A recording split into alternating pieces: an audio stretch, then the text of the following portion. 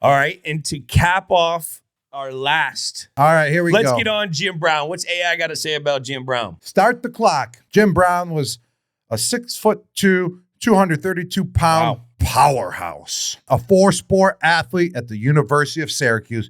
He was drafted 6th overall by the Cleveland Browns in 1957.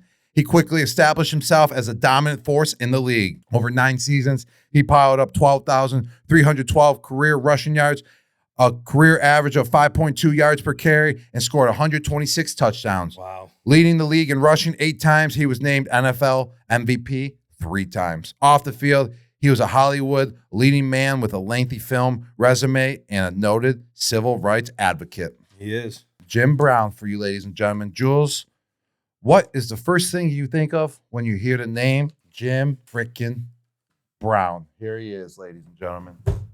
Like, I know we toss around the word legend, but that's what I think about when you think of Jim Brown. There's like so many facets of everything in life, just life, that Jim Brown has done great things in. Philanthropy, supporting his community, in the movie business, on the football field, retired on his own terms, was a great an outstanding man off the field that like mentored a lot of our guys, a lot of football players. That Cleveland Summit picture, which is a huge thing for not just sports, but for our country, to see some of the elite men in sports that everyone loves, the community binder the sports are, to see these guys step out for their community in that Cleveland Summit. Him, Jim Brown, Kareem Abdul-Jabbar, Bill Russell, Muhammad Ali, like these guys were the pinnacle of the athletes.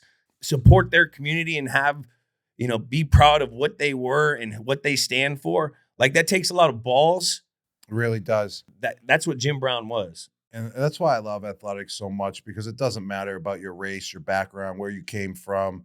Everything's fair in the athletic world, and you get a platform as well. And just the way that they use their platform, Kareem Abdul-Jabbar, Jim Brown, Muhammad Ali, to expand their community, and that everyone's treated equal. And that's just how it should be 100%. I mean, back in the day, we didn't really live in that era. I mean, I couldn't even imagine it like being like that. Like, it's unbelievable what he has done, and to have that, like you said, to have that courage to go out there and represent your community, you got to tip your hat off. Always. And he's one of the, main founders of doing that, along with many other players, like baseball players like Jackie Robinson and those guys. I mean, hats off to them for their courage. But he's one of the football guys for us. Mm-hmm. That was a pillar in trying to make things better. Mm-hmm. When I think of him also, Bill also loved him because he was a lax guy.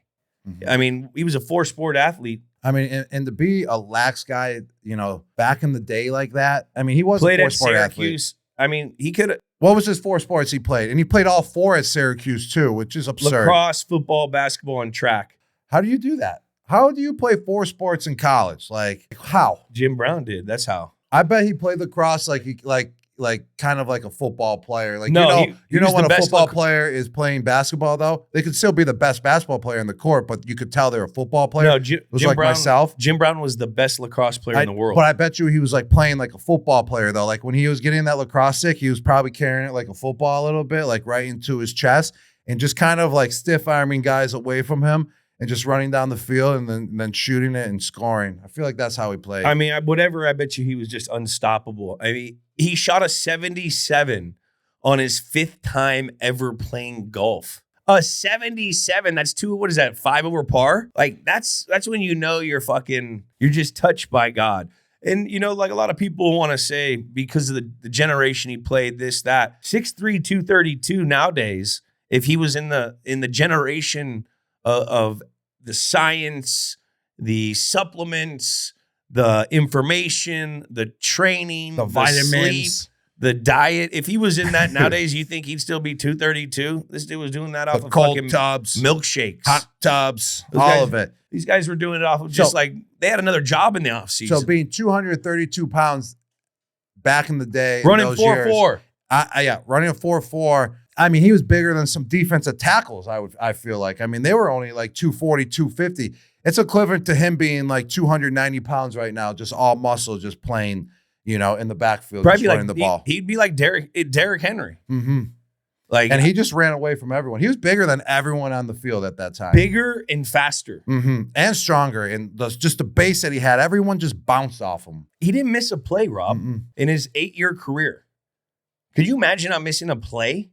No, and this is back when, these guys, they didn't have fucking the medicine wasn't the same. They didn't have great cleats. They didn't have any equipment. The rehab was totally different. You just They went were out there smoking and cigarettes on the sideline. Yeah, drinking freaking a shot at halftime. 100%. And then also, like one of the first black action heroes. I used to love Dirty Dozen. Mm-hmm. I loved him in The Running Man. I used to love that movie. And the guy lives right down the street from me. The guy that produced it. I got a shout out to him. See him walking all the time. He's always talking, I'm remaking The Running Man. I'm remaking The Running Man. I'm like, awesome, man. What's up, dude? Well, what my favorite thing about it, I've never seen The Running Man. I got to see it now. So I can love go it. And hang out with the director as well and feel cool. Like no, he's not Jules. director, producer. Or the producer. I mean, kind of the same thing back in the day. But he posed for Playgirl. Like, that was my dream. Like, there was always Playboy. And I actually never knew Playgirl. Did you say your dream was to pose for Playgirl? It was. Okay, Jules? Because here's a fun fact. I didn't know Playgirl existed until I was just looking up some notes on Jim Brown. And I was like, he posed for Playgirl? Like, I always said it growing up. You got to call my mom and ask her. Like, she'd be like, what are you going to do? I'm like, I'm going to pose for Playgirl. I never knew Playgirl actually existed. I always was like, I want to start Playgirl. But it existed. And I didn't know that until I just read these facts about Jim Brown a couple days ago when I just looked him up. And he literally posed, and he posed with his piece hanging out as well. Bare Knuckle Barry. Like, imagine. Oh my God, Bare Knuckle Barry. Imagine doing that. All right, we having get a full grown on bush too while posing. I mean, it was back in that era, 60s, 70s. Oh my gosh! Eric Dickerson did Playgirl. Would you pose for Playgirl? Eric Dickerson, because Slate used to talk about Eric Dickerson. He's like, Eric Dickerson was on Playgirl, Joker. That's so bad. Would you have posed for Playgirl? Like, say 10 years ago, your young 20s. I don't even think Playgirl's around. I didn't even know it was around. We did Body Issues. It's kind of the same thing. Yeah. I know, not different though, because this wasn't like we're just sitting at the pool table with our dings hanging out. We were doing like jokingly stuff. Playboy and Playgirl were notoriously known more of like. I actually knew about being Playgirl. A sex symbol if you're in it. I remember being at one of my friend's house when we were like 13. He's like, look at this. Look what I found in my mom's room. I was like, oh my God, what is that? It was a Playgirl. Wait. The mom had a Playgirl. You just told that story? Oh, it wasn't your mom. It was your friend's mom. No, it wasn't. My friend's mom. And when I heard mom, I just clicked. I was like, Jules, you're saying that about your mom? No. Oh, all right. Who's your friend, though? You can definitely say his name now. You can definitely say your friend's name, dude. Is there any movie roles that you'd quit football for? Well, why did he quit football for? Yeah, for Dirty Dozen. Yeah, they threatened to fine him, and that's why he retired in training camp. And instead, he's like, "I'm going to retire." Then that's a dog. I mean, it is a dog, but he was probably making more doing movies than playing football. Oh, at that time, 100%. Yeah, and it didn't hurt. Mm-hmm. I mean, this guy didn't miss a play, so he was hurting. Yeah, and he had the dong for movies too. That's why he was showing it off. He was just setting up his career for after football too. Hey, you remember, speaking of movies, remember when we did the movie, we did Entourage? Yeah. That was so fun. You know, I was a method actor for that movie. Like, the role I was supposed to play is, be beat up Gronk. Yeah, and I actually just had my knee surgery, so I was already beat up, but we put a cast on me too. Like I remember. Like, my arm was broken. And also, we were at a party, so it was like me being hammered, and I was actually hammered for the role. Oh, my God. So I'm a method actor. We weren't hammered. We weren't hammered, but I was feeling good, Jules. I don't think we're allowed to say that we were able to do that on set. But now you can, because it was 10 years ago. Was it 10 years ago? Yeah. Mm-hmm. Remember I gave you a beer bong? You did. That was a real beer bong, too. That was a real beer bong. It was. Yeah, that was method acting. I love that show. It's kind of like Hard Knocks we were talking about. Entourage and Hard Knocks in high school was my glory days of watching television shows. It was those two and those two only. And I just lived up to want to be like that. Yeah, I wanted to be like that football player in Hard Knocks. I wanted to be like the guys in Entourage. Yeah. So thank you for those two shows for giving me that motivation to be that guy. There we are, Jules. You're giving me the beer bong. Oh, it was a real beer bong as well. That was so we fun. should have quit. We should have quit football like Jim Brown. I know. Actually, no.